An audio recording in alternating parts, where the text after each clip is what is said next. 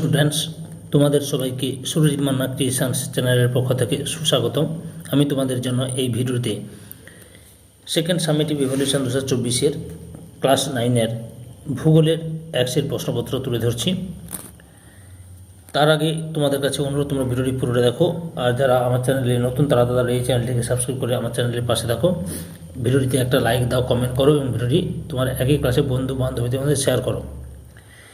এই প্রশ্নপত্রের সেটটি রায় অ্যান্ড মার্টিনের প্রশ্ন বিচিত্রার set number 1, Alipurduar New Town girls high স্কুলের এইচএস এই স্কুলের প্রশ্নপত্রের সেটটির সমাধান করছি। আলোচনা শুরু করছি। বিভাগ ক দাগে, একের দাগে বিকল্পগুলি থেকে ঠিক উত্তরটি নির্বাচন করে লেখো। 1.1 দাগে কোনো স্থান ও তার প্রতিপাদ্য স্থানের মধ্যে সময়ের পার্থক্য হয় 6 ঘন্টা, 10 ঘন্টা, 12 ঘন্টা, 24 ঘন্টা। সঠিক উত্তরটি হলো অপশান সিতে 12 ঘন্টা। 1.2 দাগে আন্তর্জাতিক দ্রাঘিমা সম্মেলন অনুষ্ঠিত হয় Washington, London, new York, Paris শহরে। সঠিক উত্তরটি হলো অপশান এতে ওয়াশিংটন। 1.3 দাগে জাপানের ফুজিয়ামা একটি অবিরাম, সবিরাম, সুপ্ত, মৃত আগ্নেয়গিরি। সঠিক উত্তরটি হলো অপশান সিতে সুপ্ত। 1.4 দাগে সমপ্রায় ভূমি বা পেনি প্লেনে কঠিন শিলাগঠিত টিলা বা পাহাড় হল বদ্বীপ, লোয়েস, পেডিমেন্ট, মোনাডাউন। সঠিক উত্তরটি হল অপশান ডিতে মোনাডাউন। 1.5 দাগে স্বল্পমোচন প্রক্রিয়ায় কার্যকরী হয় গ্রানাইট, ব্যাসল্ট, প্লেট, মার্বেল শিলায়। সঠিক উত্তরটি হল অপশান এতে গ্রানাইট। 1.6 দাগে উত্তর পূর্ব ভারতের প্রবেশদ্বার হল শিলিগুড়ি, জলপাইগুড়ি, দার্জিলিং, বালুরঘাট। সঠিক উত্তরটি হল অপশান এতে শিলিগুড়ি। 1.7 দাগে প্রাচীন পলিমাটি পাওয়া যায় উত্তর 24 পরগনা, দক্ষিণ 24 পরগনা, দক্ষিণ দিনাজপুর, বাঁকুড়া জেলায়। সঠিক উত্তরটি হল অপশান সিতে দক্ষিণ দিনাজপুর। বিভাগ খ দাগে 2.2 দাগে নিচের বিবৃতিগুলি শুদ্ধ হলে পাশে সু, অশুদ্ধ হলে পাশে অলেখ। 1 দাগে কর্কক্রান্তি রেখা বরাবর হাঁটলে আমরা জলবায়ু পরিবর্তন লক্ষ্য করব। উত্তর অশুদ্ধ। সঠিক উত্তরটি হবে সময়ের পরিবর্তন হবে। কর্কক্রান্তি রেখা বরাবর হাঁটলে আমরা সময়ের পরিবর্তন লক্ষ্য করব। 2 দাগে পর্বতবেষ্টিত মালভূমি নবীন ভঙ্গিল পার্বত্য অঞ্চল গড়ে ওঠে, এটা শুদ্ধ।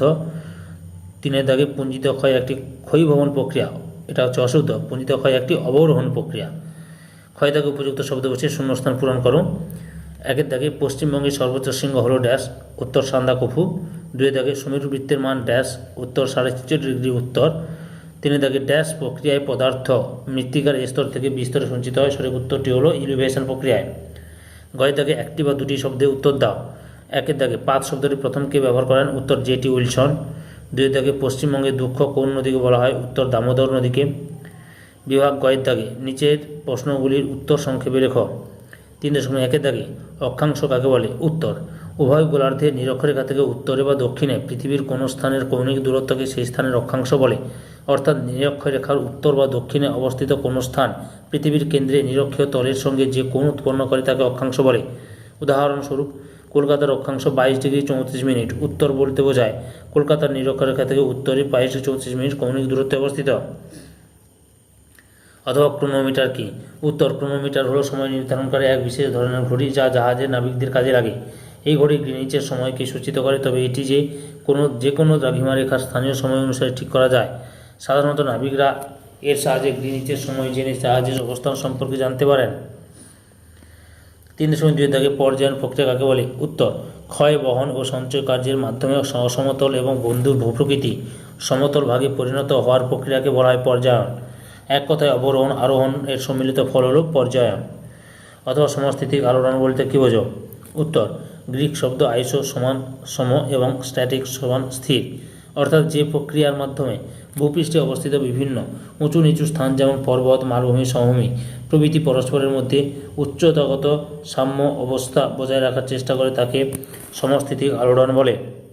3.3 দাগে রেগোলিথ কি? উত্তর সংজ্ঞা মৃত্তিকা সৃষ্টির প্রথম পর্যায়ে আদি শিলা যান্ত্রিক ও রাসায়নিক আবহবিকারের ফলে চূর্ণ বিচূর্ণ হয়।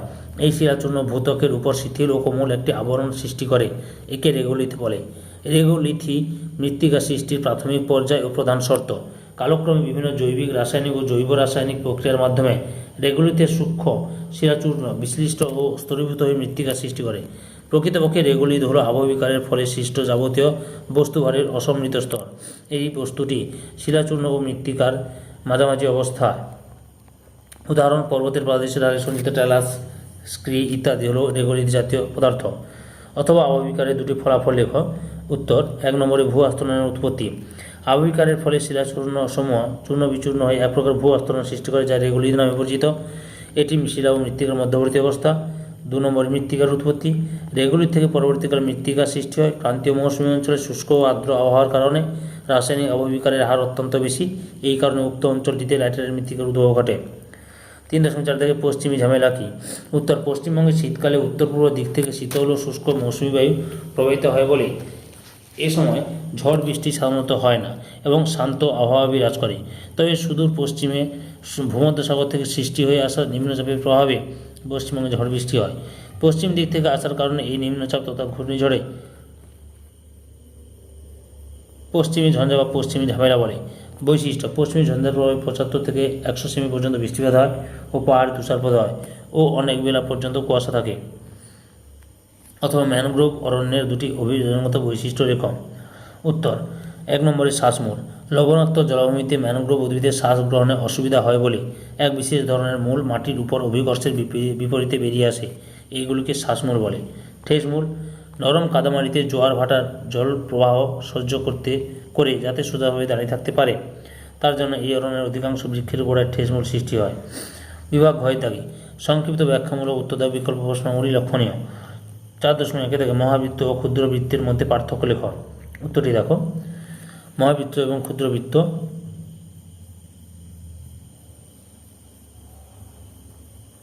কেন্দ্রবিন্দু: ভূগোলকের কেন্দ্র ও মহাবৃত্তের কেন্দ্র একই বিন্দুতে অবস্থান করে। ভূগোলকের কেন্দ্র ও ক্ষুদ্রবৃত্তের কেন্দ্র কখনো একই বিন্দুতে অবস্থান করে না। পরিধি: ভূগোলকের উপর অঙ্কিত প্রতিটি মহাবৃত্তের পরিধি সমান হয়। ভূগোলকের উপর অঙ্কিত প্রতিটি ক্ষুদ্রবৃত্তের পরিধি সাধারণত আলাদা আলাদা হয়।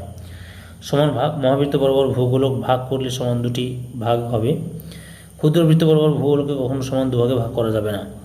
আকৃতি: মহাবৃত্তই হলো ভূগোলকের সর্ববৃহৎ বৃত্ত। অন্যান্য যে কোনো আকৃতির বৃত্তই ক্ষুদ্রবৃত্ত। উদাহরণ: পৃথিবীর নিরক্ষরেখা ছাড়া অন্যান্য অক্ষরেখা ক্ষুদ্রবৃত্ত হচ্ছে, ঠিক আছে। অথবা আন্তর্জাতিক তারিখ রেখাকে মাঝে মাঝে বাঁকিয়ে দেওয়ার দরকার হয়, কেন? এটা তারিখ রেখা হবে, স্পেলিংটা একটু মিস্টেক হয়ে গেছে। উত্তর: আন্তর্জাতিক তারিখ রেখা সর্বত্র 180 ডিগ্রি দ্রাঘিমা রেখাকে অনুসরণ করেনি। মাঝে মাঝে এই রেখাটিকে বাঁকিয়ে নেওয়া হয়েছে। যেমন 1 নম্বরে উত্তর সাগরে ক্লোভ ও মঙ্গোলিয়া দ্বীপের কাছে 11 ডিগ্রি পূর্বে বাঁকিয়ে বেরিং সাগরের উপর দিয়ে টানা হয়েছে। 2 নম্বরে অ্যালুসিয়ান দ্বীপপুঞ্জকে এড়ানোর জন্য প্রায় 7 ডিগ্রি পশ্চিমে বাঁকিয়ে দেওয়া হয়েছে। 3 নম্বর ফিজি, টোঙ্গা, চাথাম প্রভৃতি দ্বীপপুঞ্জের নিকট 11 ডিগ্রি পূর্বে বাঁকিয়ে দেওয়া হয়েছে। কারণ এই সকল দ্বীপ ও দ্বীপপুঞ্জের অধিবাসীদের মধ্যে তারিখ বা বার নিয়ে যাতে কোনো বিভ্রান্তি দেখা না যায়, তার জন্য আন্তর্জাতিক তারিখ রেখাকে এমনভাবে বাঁকানো হয়েছে। উদাহরণস্বরূপ, আন্তর্জাতিক তারিখ রেখা পেরিয়ে কোনো পূর্ব গোলার্ধের দেশে গেলে রবিবার হতো এবং আন্তর্জাতিক তারিখ রেখা পেরিয়ে পশ্চিম গোলার্ধে গেলে সেখানে শনিবার হতো। 4.2 থেকে অন্তর্জাত ও বহির্জাত প্রক্রিয়ার পার্থক্য লেখ। বিষয় সংজ্ঞা: যে প্রক্রিয়া ভূ অভ্যন্তরের সৃষ্ট বলের প্রভাবে ভূত্বকের পরিবর্তন ঘটে ভূমিরূপ সৃষ্টি হয় তাকে অন্তর্জাত প্রক্রিয়া বলে।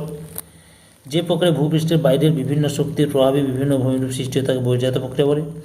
প্রক্রিয়াসমূহ: মহিভাবক ও গিরিজনী আলোড়ন, ভূমিকম্প, অগ্নুৎপাত প্রভৃতি। বহির্জাত প্রক্রিয়া আবহবিকার, ক্ষয়ভবন, অগ্নিভবন, পঞ্জিত ক্ষয় প্রভৃতি। কার্যকাল: এই প্রক্রিয়া যেমন আকস্মিকভাবে কাজ করে তেমনি ধীরে ধীরেও কাজ করে। এই প্রক্রিয়া ধীর সময় ধরে কেবল ধীরে ধীরে কাজ করে। শক্তির উৎস: ভূ অভ্যন্তরস্থ প্রচণ্ড তাপশক্তি এই প্রক্রিয়ার প্রয়োজনীয় শক্তির উৎস। আর সৌরশক্তি মূল উৎস। নদী, বায়ু, হিমবাহ, সমুদ্র তরঙ্গ প্রভৃতি পরোক্ষ উৎস। ভূমিরূপ: এই প্রক্রিয়ার মধ্যে পৃথিবীতে প্রাথমিক ভূমিরূপ পর্বত, মালভূমি, সমভূমি প্রভৃতি গড়ে ওঠে। আর এই প্রক্রিয়ার দ্বিতীয় পর্যায়ে ভূমিরূপ গড়ে ওঠে, যেমন শেষীয় ধাপ পর্যায়িত ভূমিরূপে পরিণত হয়। অথবা কোন আগ্নেয়গিরিকে ভূমধ্যসাগরীয় আলোকস্তম্ভ বলা হয় এবং কেন বলা হয়? ভূমধ্যসাগরে অবস্থিত লিপারি দ্বীপের স্তম্ভগুলিকে ভূমধ্যসাগরের আলোকস্তম্ভ বলা হয়, কারণ ভূমধ্যসাগরে অবস্থিত লিপারি দ্বীপের স্তম্ভগুলি হল একটি জীবন্ত আগ্নেয়গিরি। এই আগ্নেয়গিরি থেকে নির্গত গ্যাস চলে রাতের আকাশে আলোকিত করে রাখে, যা অনেক দূর থেকে দেখা যায়। এই কারণে স্তম্ভগুলি আগ্নেয়গিরিকে ভূমধ্যসাগরের আলোকস্তম্ভ বলা হয়। 4.3 থেকে আবহবিকার ও ক্ষয়ভবনের মধ্যে পার্থক্য লেখ। সংজ্ঞা: আবহবিকার হলো মূল শিলাস্তর থেকে শিলার উপরিভাগের বিয়োজন বা বিচ্ছিন্নকরণ। ক্ষয়ভবন হলো শিলার উপরিভাগে বিচূর্ণ হয়ে অপসারিত হয়ে যাওয়া। উপাদান: আবহাওয়ার বিভিন্ন উপাদানের যেমন উষ্ণতা, বৃষ্টিপাত, তুষারপাত ইত্যাদি সাহায্যে শিলার উপরিভাগ বিচ্ছিন্ন হয়ে মূল শিলাস্তরের উপর পড়ে থাকে। আবার বিভিন্ন উপাদান ছাড়াও প্রাকৃতিক শক্তি যেমন নদী, হিমবাহ ইত্যাদির সাহায্যেও শিলা ক্ষয়প্রাপ্ত হয়। প্রকৃতি অত্যন্ত ধীর প্রক্রিয়া আবহবিকার ঘটে।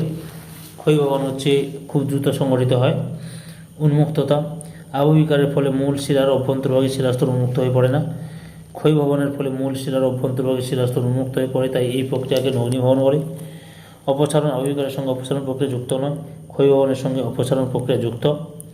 গঠন কাজ, আবহবিকারে নতুন নতুন ভূমিরূপের সৃষ্টি হয়, ক্ষয়ভবনে কোনো নতুন ভূমিরূপের সৃষ্টি হয় না। অথবা বরফ কিলাস আবহবিকার কোন অঞ্চলে কার্যকরী হয় এবং কেন? উত্তর, পার্বত্য অঞ্চলের বৃষ্টির জল শিলাস্তরের ফাটলের মধ্যে ঢুকে গিয়ে শৈত্যের প্রবাহে তা বরফে পরিণত হয়।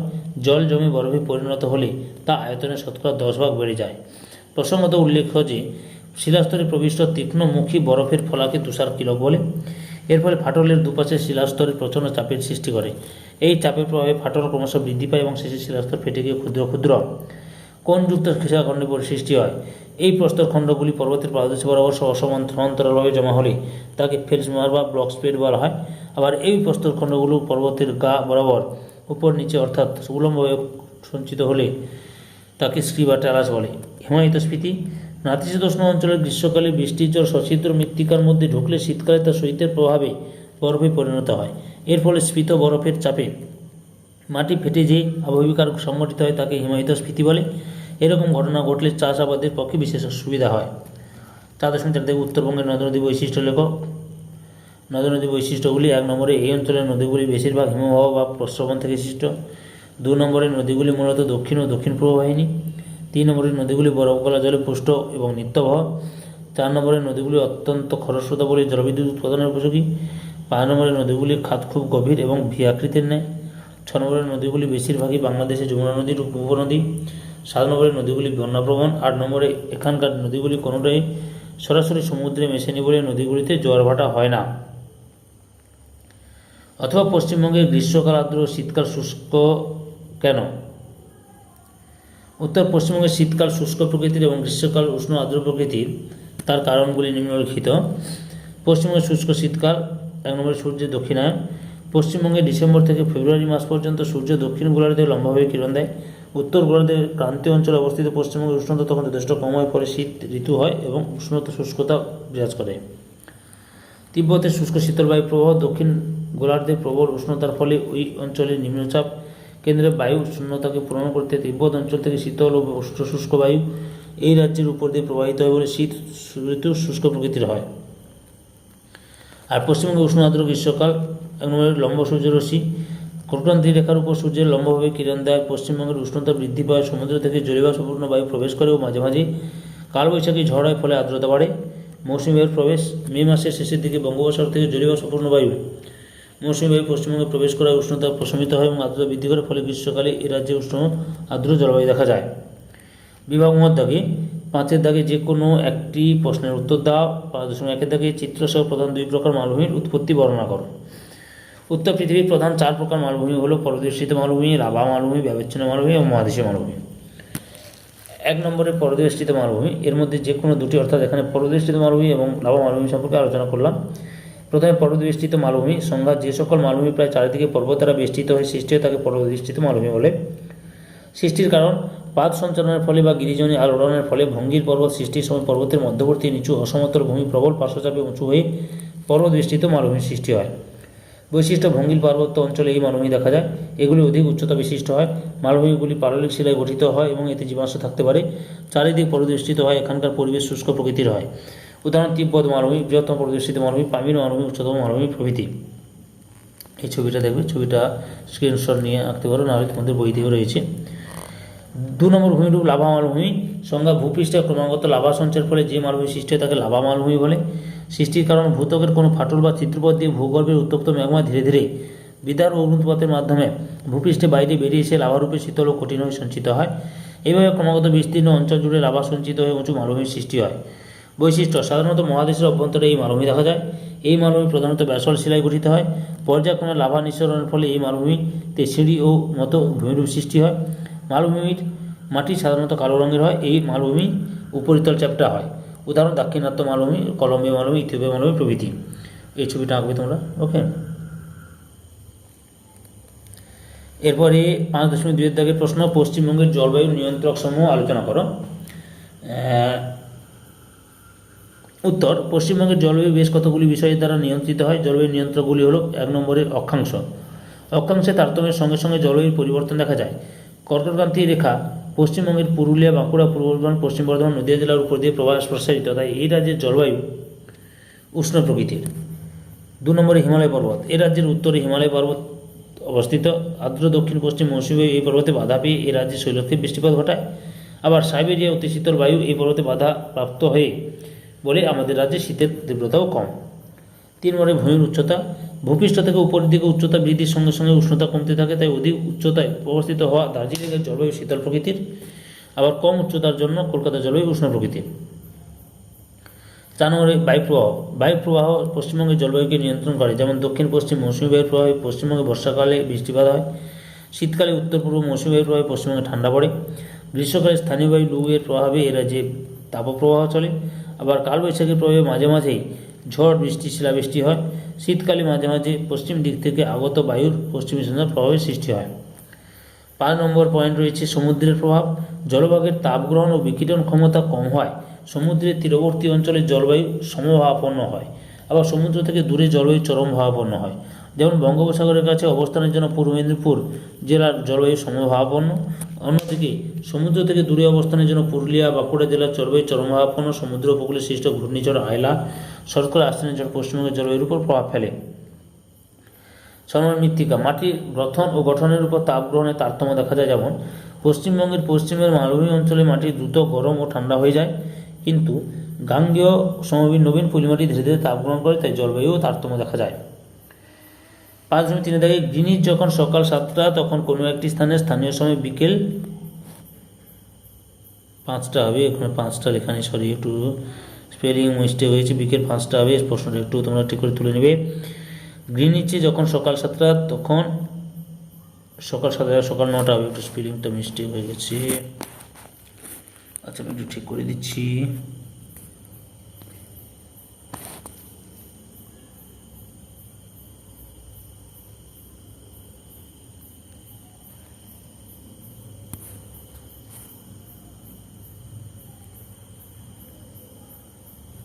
বিকেল 5টা, বুঝতে পেরেছ? গ্রিনিচে যখন সকাল 9টা তখন কোনো একটি স্থানে স্থানীয় সময় বিকেল 5টা, ফলে স্থানটির দ্রাঘিমা কত? উত্তর, এইভাবে একটা ছবি, গ্রিনিচের সময় সকাল 9টা আর কোনো একটি স্থানে বিকেল 5টা, তাহলে আমাদের গ্রিনিচ ও ওই স্থানটির মধ্যে সময়ের পার্থক্য আগে বের করতে হবে। গ্রিনিচ এবং ওই স্থানটির মধ্যে সময়ের পার্থক্য হলো বিকেল 5টা থেকে সকাল 9টা বাদ দিতে হবে। আচ্ছা, বিকেল 5টা থেকে তো সকাল 9টা বাদ দেওয়া যায় না, এই জন্য 5টা মানে কি 12টা। বিকেল 5টা মানে 12টার পর 1টা, 2টো, 3টা, 4টা, 5টা, তাই 12 যুক্ত 5 সমান 17টা বাজে। তখন মাইনাস 9টা, 9 বাজে দিলে, তাহলে 17 থেকে 9 বিয়োগ দিলে 8 ঘন্টা হচ্ছে।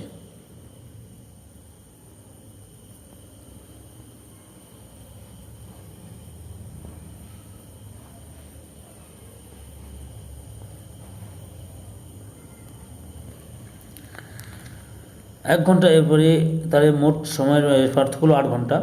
তোমরা সকলেই জানো যে 1 ঘন্টা সময়ের পার্থক্যে দ্রাঘিমার পার্থক্য হয় 15 ডিগ্রি, একটা সূত্র রয়েছে। তাহলে 1 ঘন্টা সময়ের পার্থক্যে দ্রাঘিমার পার্থক্য হয় 15 ডিগ্রি। 8 ঘন্টা সময়ের পার্থক্যে দ্রাঘিমার পার্থক্য কীভাবে বাড়বে? তাহলে 15 গুণিতক 8 সমান 120 ডিগ্রি।